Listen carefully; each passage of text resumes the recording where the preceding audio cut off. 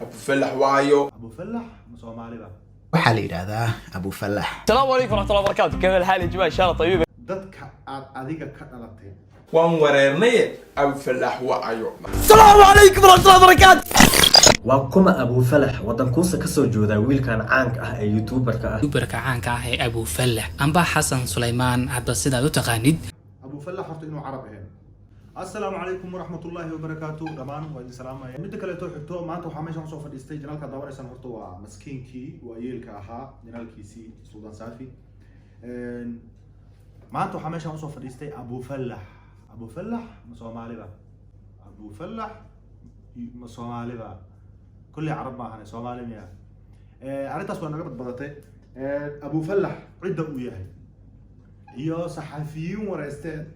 qaabka u wareysteen iyo asxaabtiisa u dhow waxa ay ka sheegeen Abu Fallax inta aan u guda galin waxa ognahay Anas Booqaash hadaan qaldaneen janaalkiisa inuu ku wareystay waa hadaan garanaynin waa YouTuber oo Imaaraati ah oo reer Mareykan ah wuxuu ku wareystay Abu Fallax wareysi gaaray ugu yaraan hal sac iyo something wareysigaas intuu socday waxa ka mid ahaa ereyadiisa inta aanan soo aqrisanin Abu Fallax qofka aad tahay dhalashadaada dadka aad ka dhalatana aniga waa aqaana laakiin adaa waxay bareefad ku yihiin okay waxa kale oo hadalkiisa ka mid ahaa dadka aad adiga ka dhalatay arintaas waxay noo cadeynaysaa Abu Fallax maadaama uu maxallaha Kuwait uu ku nool yahay inuusan ahayn qof carab ah sababtoo ah qofka wareysanayo waa carab wuxuuna yiri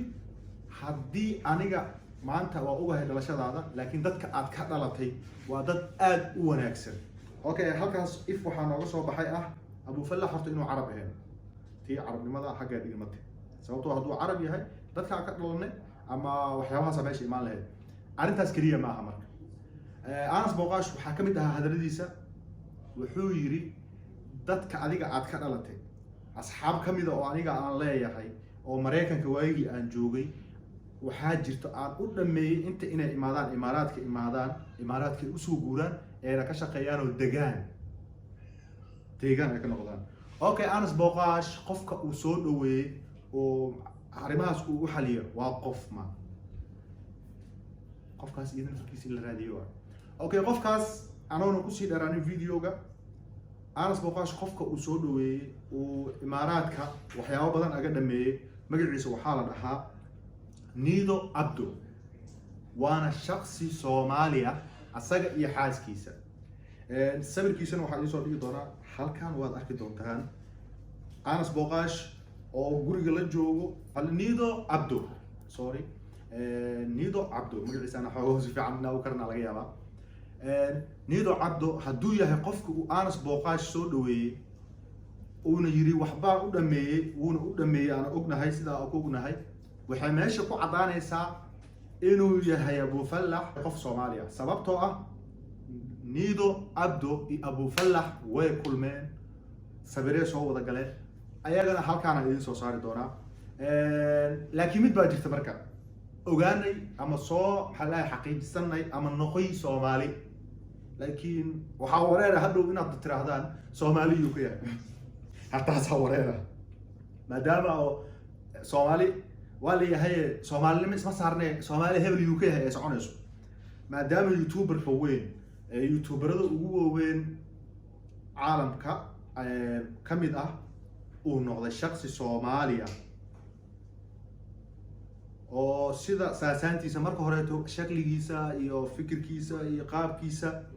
iyo muuqiisa ay loo shaqsanaa laakiin hadda waxa soo cadaatay Anas Booqaash qofka uu soo dhaweeyay inuu yahay Nido Abdo inuu yahay shakhsi Soomaaliya asagana afkiisa uu ka yiri dadka aad ka dhalatay maxaa la hayay qof kamid ah oo asxaabteeda kamid ah Mareykanka aan wada joognay labadoodana Anas Booqaash iyo Nido Abdo ayagoo Mareykanka wada jooga iyo ayagoo Imaaraadka wada jooga soo dhaweeyay inta ay soo saari doonaa maraba videoga aan sii dheeraado waxa idin leeyahay sidaas iyo nabadino laakiin aqoonada uu yahay ma naqaan